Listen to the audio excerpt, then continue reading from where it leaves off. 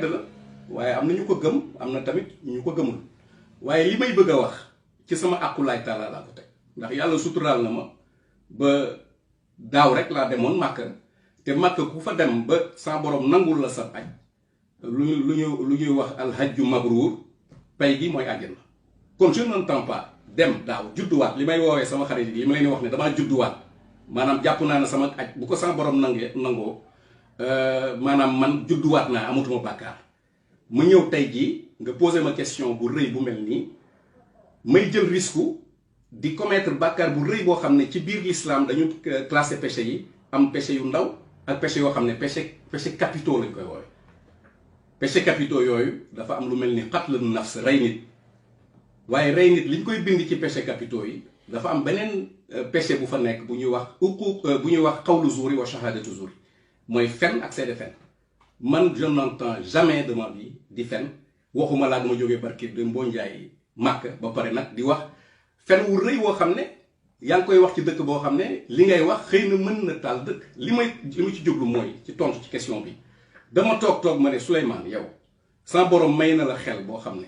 ak njàng moo xam ne lii nga gis leer na naññ yaa ngi bàyyi nit ñi ñu ciy wax te waxuloo ci kon man du ma bëgg a doon magum waxoon naa ko dama bëgg magu xamoon naa ko dama bëgg a doon magu waxoon naa ko balaa dara di xew ndax eggaguñu 2024 waaye ku xam mujjug jamono ni muy demee léegi ñu àgg ci. donc pour revenir à cette question dafa am benn article 27 boo xam ne moom moo nekk suñu constitution moom mooy charte réew mi mooy lu ñuy woowee en droit constitutionnel la charte fondamentale ndax ci biir ordre interne bi maanaam ordonnancement interne bi maanaam texte de loi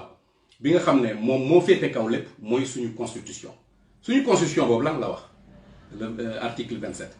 dafa wax ne bu ñu ko waxee ci tubaab la durée du mandat du président de la République est de 5 ans nul ne peut exercer plus de 2 mandats consécutifs loolu la texte bi wax mooy président de la République bu ñu falati Sénégal à partir de at boobu ñu ko def muy 2016 juróomi at ngay mën a def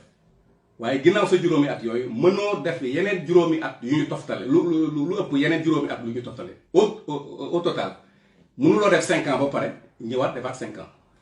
léegi nag ñii ne waaw léegi mandat wu Macky Sall bi nga xam ne 7 ans la def nag est-ce que dañ koy comptabiliser wala duñ ko comptabiliser bu ñu ko comptabiliser moom mooy fii mu nekk li muy exercer ni mooy 2e mandat bu ñu ko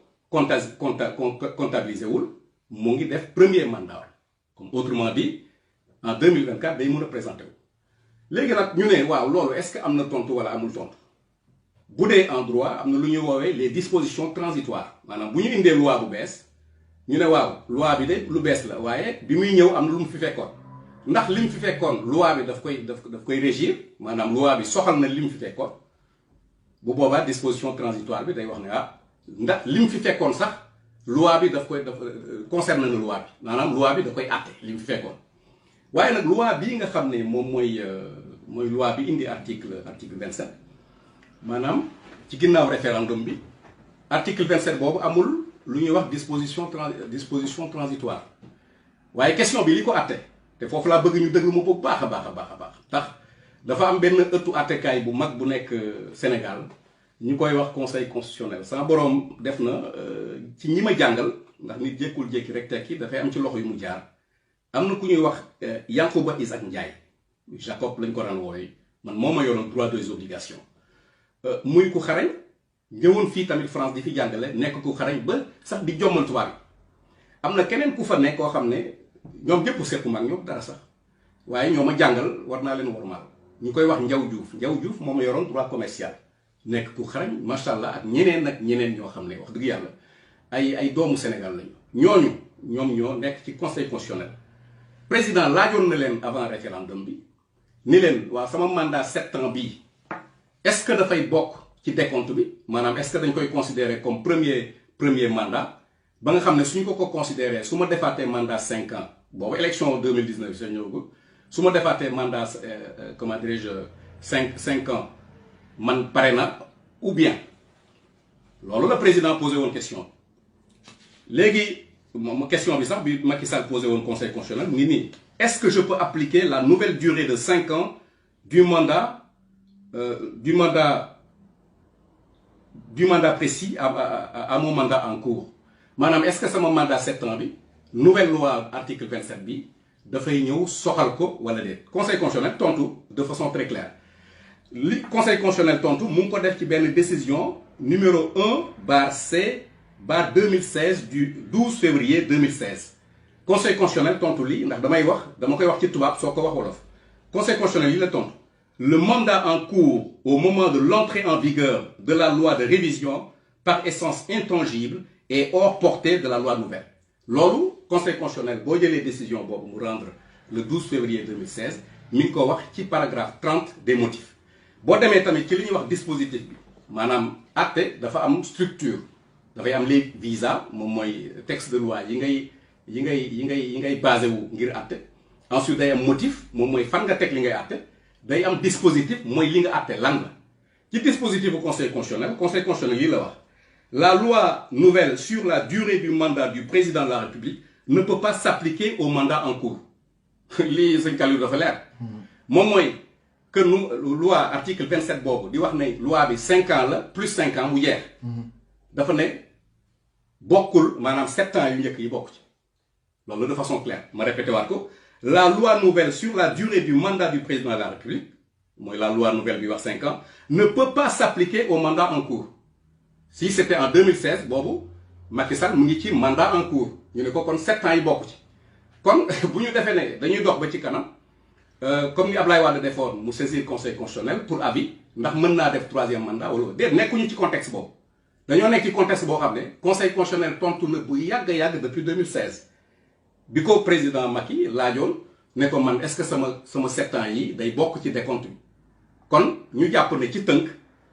président Macky Sall mën na représenter wu su ko neexee mën na briguer beneen mandat en 2024 nañu def attention aussi ci li ñuy wax parce que maa ngi dégg ñuy wax 3e mandat déedéet ndax li conseil constitutionnel wax te ëttu attekaay la dafa wax ne ginnaaw mënuñu comptabiliser le mandat de 7 ans donc Macky Sall mi ngi def son premier mandat en vertu de l'article 27 kon su ñëwee di briguer comment dirais-je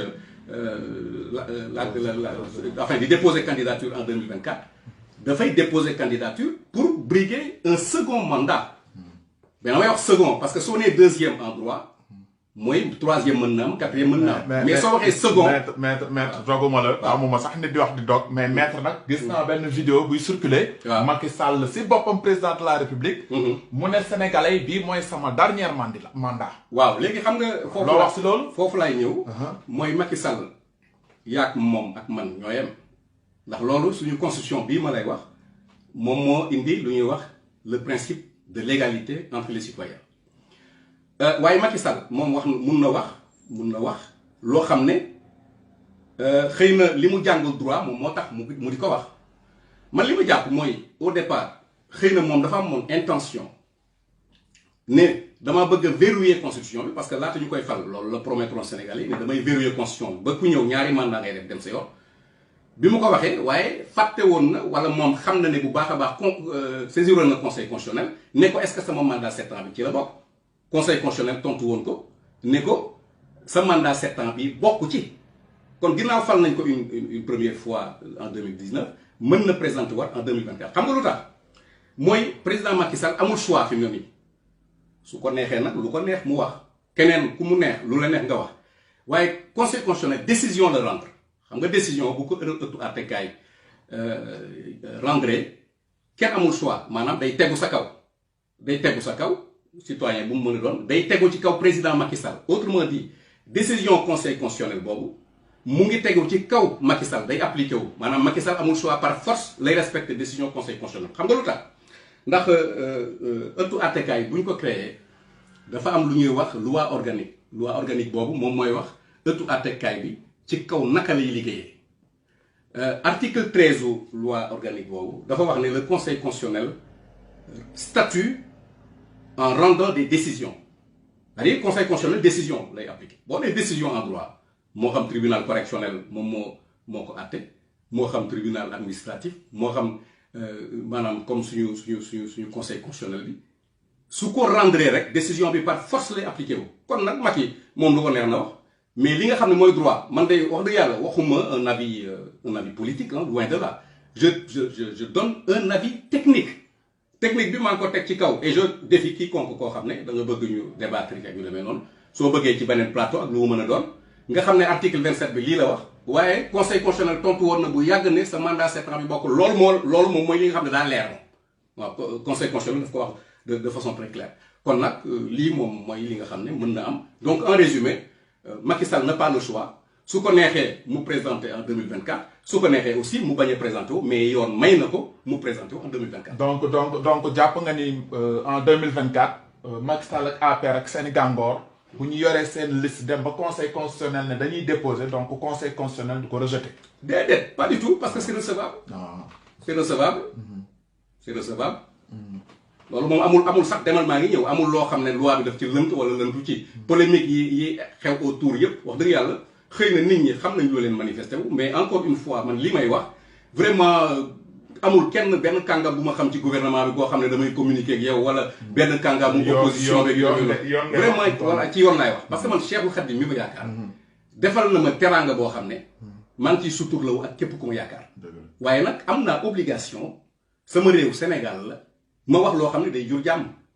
ndax lii bu ñu ko tranché wul de façon claire boroom xam-xam yi wax ci su boobaa mën na jur loo xam ne dañuy defee ne lu lënt la te lii dafa leer lii dara gënu ko leer waaw mu leer ci boppu sénégalais li may préciser te du laaj sax conseil constitutionnel ndax Ablaye Wade dafa laajoon conseil constitutionnel mais Macky moom du laaj sax conseil constitutionnel ndax munoo laaj koo xam tontu woon na la ba noppi conseil constitutionnel tontu woon na ko laata muy faluwaat en 2019 tontu woon na ko le 12 février 2016 waaw d'accord donc gars yi ba léegi ñu ngi fii ci Versailles ci France donc ngeen jàkkaarloo ko ak maître Souleymane Code Fall di avocat international